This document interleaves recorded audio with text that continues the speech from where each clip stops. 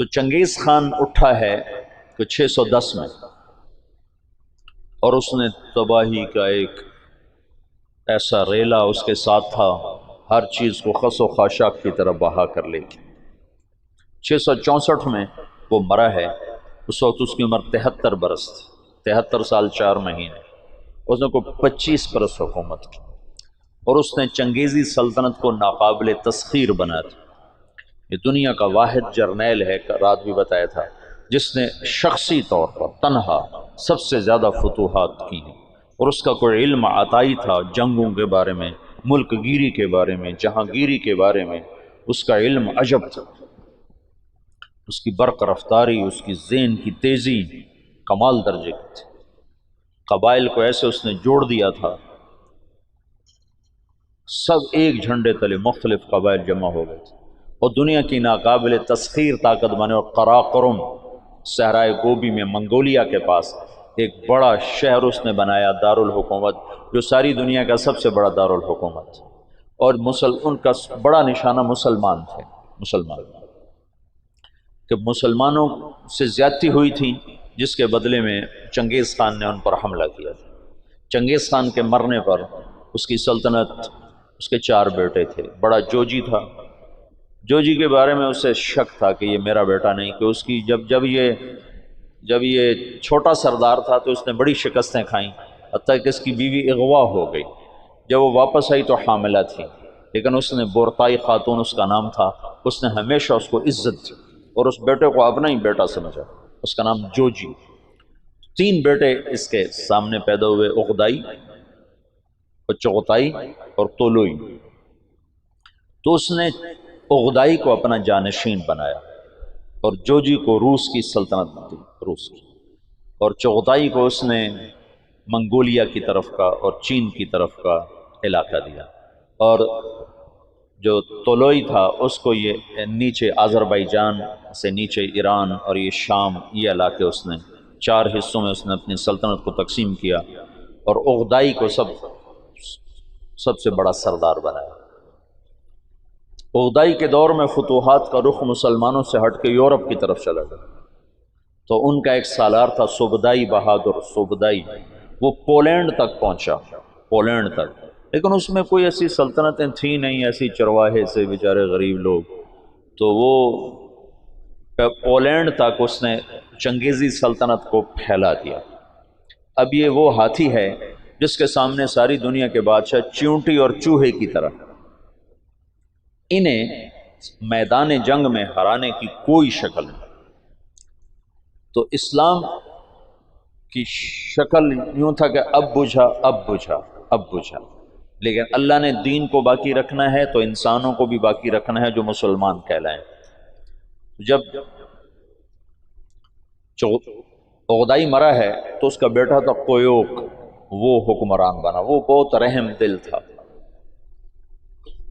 اس نے جنگیں روک دیں اور مسلمانوں کو اپنی سلطنت میں شامل کیا، تو اس کی وجہ سے ساری تاتاری سلطنتوں میں مسلمانوں کے بارے میں نرم گوشہ پیدا ہو۔ اب نامعلوم تاریخ کے گمنام سپاہی ہیں جو اتنے غیر معلوم ہیں، اتنے نامعلوم ہیں کہ کسی تاریخ میں ان کا نام تک درج نہیں، ان کی جگہ درج نہیں، جنہوں نے تاتاریوں کو دعوت دینا شروع کی۔ خونخوار قوم ہے، اور تاتاری غریب مسلمانوں کی دعوت سے اسلام قبول کرنا شروع ہو گئے۔ یہ تاریخ کا حیرت ناک واقعہ ہے۔ غیر مسلم مورخین بھی اور مسلم مورخین بھی جب یہاں پہنچتے ہیں تو وہ حیران ہوتے ہیں کہ کیسے ایک فاتح قوم نے مفتوح قوم کا مذہب کیسے قبول کر لیا۔ ہندوستان میں کوئی عیسائی نہیں تھا، آج کروڑوں ہیں، کہاں سے آئے؟ انگریزوں نے دعوت۔ اندلس سے سارے مسلمان مٹ گئے، سب عیسائی ہو گئے، کیسے؟ طاقت عیسائیوں کے ہاتھ میں تھی۔ تو یہ ایک عجب واقعہ ہو رہا ہے کہ طاقت جن کے ہاتھ میں ہے وہ اسلام کے سب سے بڑے دشمن ہیں، اور اسلام اور مسلمان ان کے لیے سب سے مبغوض چیز ہے، اور پھر وہ انہی کا کلمہ پڑھتے جا رہے ہیں۔ یہ 7ویں صدی میں ہو چکا ہے۔ آج کا چنگیز کسی اور شکل میں ہے، کسی اور نام کے ساتھ ہے، آج کا ہلاکو کسی اور شکل میں ہے، کسی اور نام کے ساتھ ہے، لیکن آج بھی وہی ہوگا جو 7ویں صدی میں ہو چکا ہے۔ ہم ان کو سیاسی میدان میں، جنگی میدان میں شکست نہیں دے سکتے۔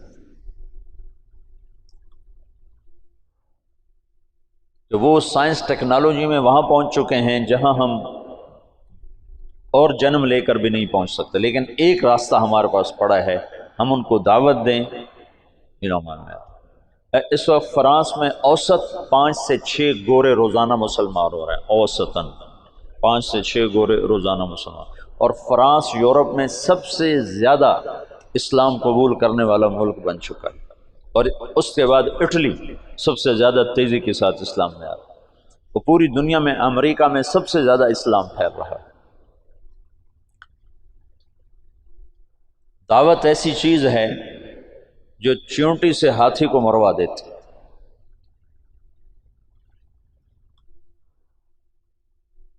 اس کی نرمی سے کچھ دل نرم ہوئے اور اسلام داخل ہونا شروع ہوا۔ تو کویوک جب مرا ہے تو اس کا بعد تولوئی کے 4 بیٹے تھے، ایک قبلائی خان، ایک منگو خان، ایک بوکا خان اور ایک ہلاکو خان۔ تو اس وقت جوجی کا بیٹا ایباقا وہ سب سے بڑا سردار تھا تاتاریوں میں، تو انہوں نے مشورہ کیا کہ اب ہم کس کو اپنا خاقان بنائیں، تو ایباقا نے منگو خان کے بارے میں کہا کہ اس کو اپنا خاقان بناؤ۔ منگو اسلام دشمن تھا، اس کے دور میں بغداد تباہ ہوا ہے۔ جب بغداد پہ حملے کا لشکر نکلا ہے تو یہ جو مسلمان دائی تھے یہ جوجی کی نسل میں اپنا کام دکھا چکے تھے، اور جوجی کا پوتا برکا خان مسلمان ہو گیا۔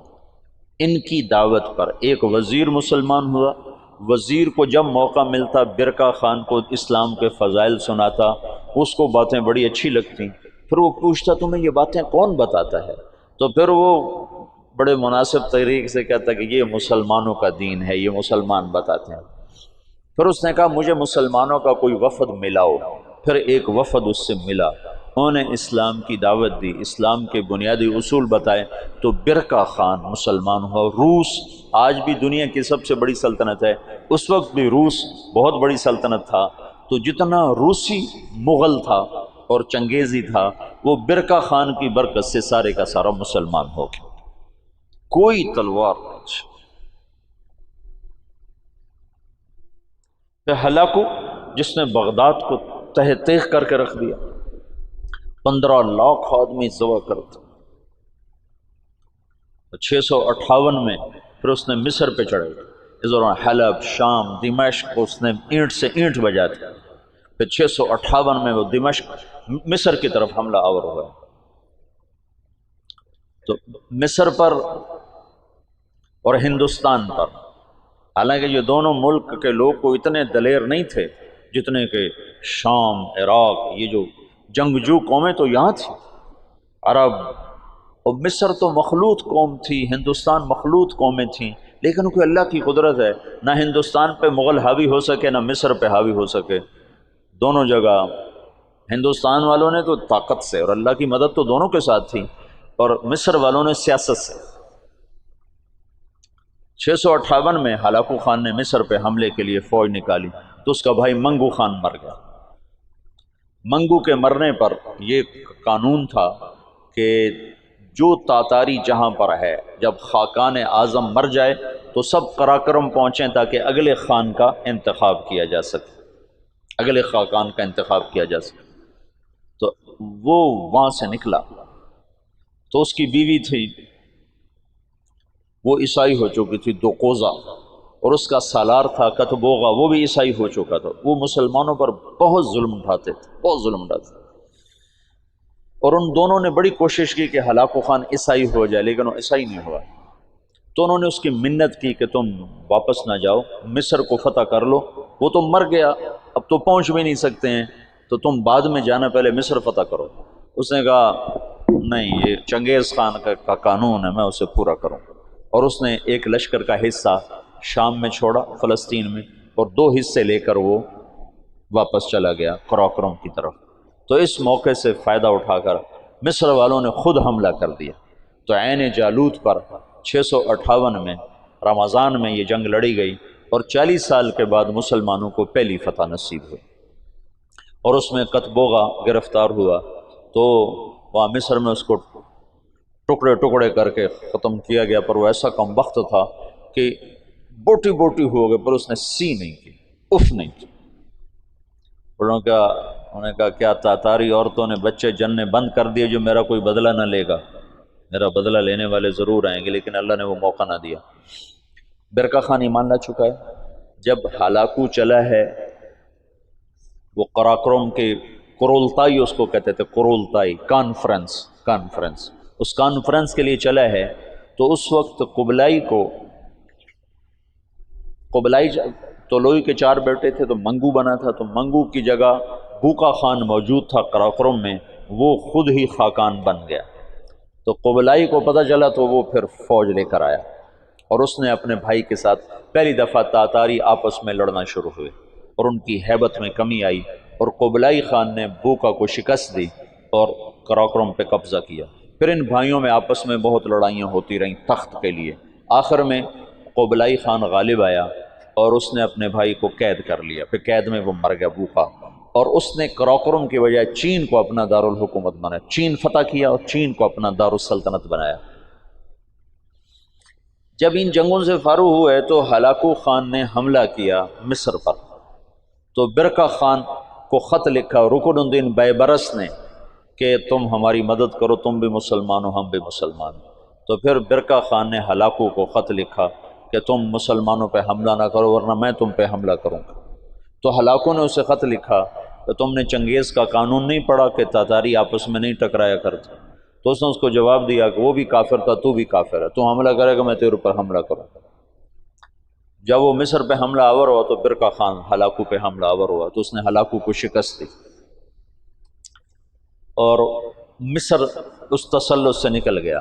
پھر ان دونوں بھائیوں کی، چچا زاد بھائیوں کے آپس میں لڑائیاں ہوئیں، جس میں ہلاکو کو آخر میں شکست ہوئی، اور اس غم سے وہ بھی 42 سال کی عمر میں فالج کے مرض سے مر گیا۔ اس کا پوتا ہلاکو کا پوتا نکودار اس کا نام تھا، پہلے وہ عیسائی ہوا، عیسائی، اور اس نے اپنا نام نکودار رکھا۔ یہ نکودار خاقانی نام نہیں ہے، لیکن بعد میں اللہ نے اس کو اسلام کی دولت دی تو وہ مسلمان ہو کر اس نے نام احمد خان رکھا۔ ہلاکو کی نسل میں اسلام داخل ہو گیا، کوئی تلوار نہیں چلی۔ کون گمنام تھے جنہوں نے ان کو دعوت دی؟ تبلیغ کی طاقت بتا رہا ہوں۔ یہ جو جوشیلے لوگ ہیں نا تحریکوں، ایک تبلیغ سے کیا ہوگا، صرف تبلیغ سے کیا ہوگا، نری تبلیغ سے کیا ہوگا، نرے بستر اٹھانے سے کیا ہوگا، یہ بتا رہا ہوں کہ نری تبلیغ سے کیا ہوا۔ 7ویں صدی کے چنگیز کلمہ پڑھ گئے، آج کے چنگیز بھی کلمہ پڑھیں گے، زندہ رہو گے تو دیکھو گے۔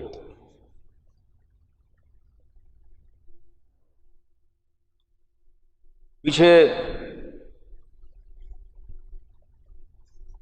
صرف ایک نسل قبلائی کی نسل چین نکل گئی، وہ محروم ہوئے اسلام سے، ورنہ باقی ساری نسل چنگیز کی۔ چغتائی رہ گیا، چغتائی کا پڑپوتا تیمور تغلق، وہ جلال الدین رحمت اللہ علیہ کے ہاتھوں متاثر ہوا اسلام سے، اور ان کے بیٹے رشید الدین کے ہاتھوں اس نے کلمہ پڑھا۔ وہ اس وقت منگولیا کی طرف حکمران تھے۔ تو یہ آخری تاتاریوں کا قلعہ باقی تھا، تو اس میں ایک آدمی نے سراغ کیا، ایک آدمی رشید الدین، جلال الدین رشید الدین۔ تیمور تغلق شکار کو نکلا تو آگے جلال الدین مل گئے راستے میں، تو ان مسلمانوں کی شکل حلیہ تو پہچانا جاتا کہ یہ مسلمان مل گیا، آج تو میرا دن خراب گزرے گا۔ کہنے لگا تم سے تو ہمارا کتا ہی اچھا ہے۔ تو جلال الدین کہنے لگے ہاں واقعی اگر میں ایمان پہ نہ مروں تو تیرا کتا ہی اچھا ہے۔ تو تیمور کہنے لگا ایمان کیا ہوتا ہے؟ تو انہوں نے اس کو دعوت دی، اس کا ایسے دل پہ پڑی، کہنے لگا ابھی میں ولی عہد ہوں، جب بادشاہ بنوں نا تو مجھے ملنے آنا۔ ان کے ولی عہد بادشاہ بننے سے پہلے جلال الدین رحمۃ اللہ علیہ کا انتقال ہو گیا۔ انہوں نے اپنے بیٹے رشید الدین سے فرمایا کہ جب تو سنے تیمور بادشاہ بنا ہے تو جا کے اسے میرا پیغام دینا۔ یہ پہنچے اس کے بادشاہ بننے پر، تو اس تک رسائی نہیں ہو سکی، بڑی کوشش کی، کسی نے دربار میں جانے نہیں دیا۔ تو انہوں نے ایک دن کیا کیا، اس کے محل کے قریب جا کر یہ سورج کی پوجا کرتے تھے، تو سورج نکلنے والا تھا تو انہوں نے زور سے اذان دی،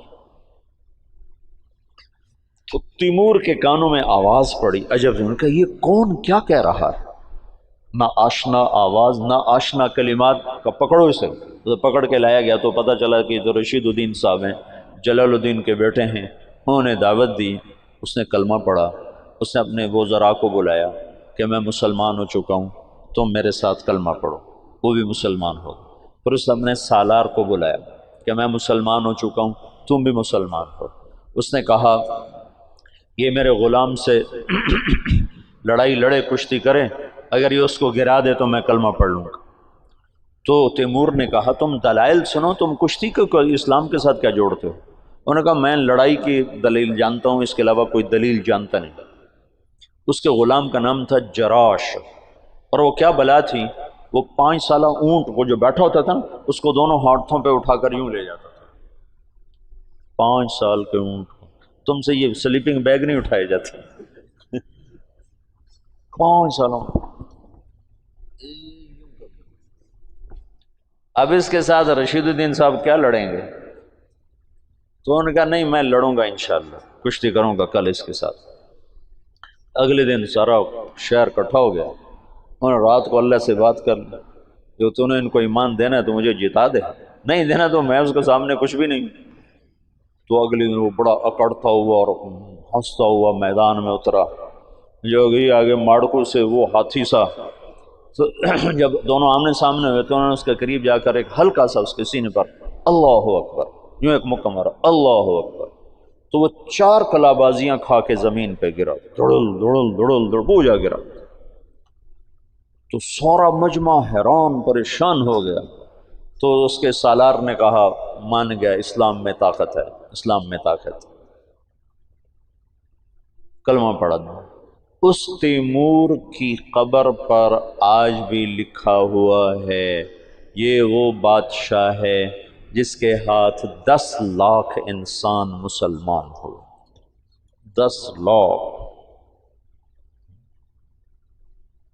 نہ وہ شیخ المشائخ ہیں، نہ وہ کوئی صوفیاء میں سے، نہ کوئی علماء میں سے، اور اس کے پیچھے دعوت ہے کمزور انسان کی۔